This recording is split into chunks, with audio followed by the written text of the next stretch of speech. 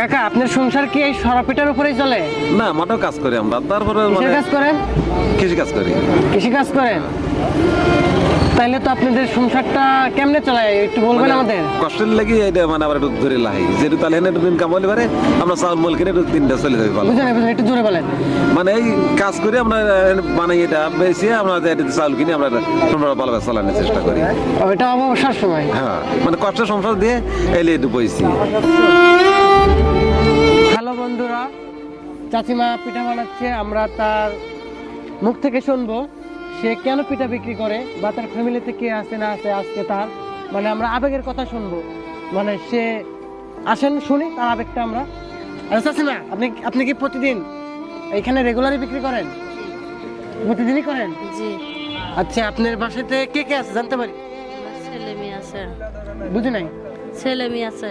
আপনার স্বামী নাই? আছে। উনি তারা কি করে জানতে পারি আমরা? কৃষকের কাজ করে। মেয়ে কাজ করে। মেয়ে মেয়ে বিয়ে দিছি, জামাই বিদেশ গেছে, মেয়ে বাড়িতে নিয়ে আইছি। আপনার জামাই কি জানে যে আপনি এখানে সরা পিঠা বিক্রি করতেছেন? জানে। জানে? কিছু বলে না? না। আপনার ছেলে? ছেলেও কিছু বলে না। কাকা? হ্যালো বন্ধুরা, যাই হোক পিঠাটা প্রথমে আমি সর্ষা বাটা দেখাইতে পারি নাই, চারা শুটকিটা অনেক ভালো লাগছে। আচ্ছা চাচি না কাকা, এটা কি আপনাদের নিজে হাতে বানানো? হ্যাঁ, নিজে হাতে বানানো।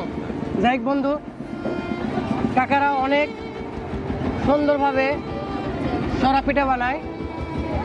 আপনারা যারা খাইতে চান নৌবাড়িয়া পাতালে মোড় ফয়সাল মার্কেট চলে আসবেন এবং আপনারা দেখেনি তো চাচিরা কতটুকু দরিদ্র, আর যে যতটুকু হেল্প করতে পারবেন বা এখানে এসে হেল্প করতে পারবেন। চাচি কেউ যদি হেল্প করে আপনাদের এখানে এসে আপনারা নেবেন?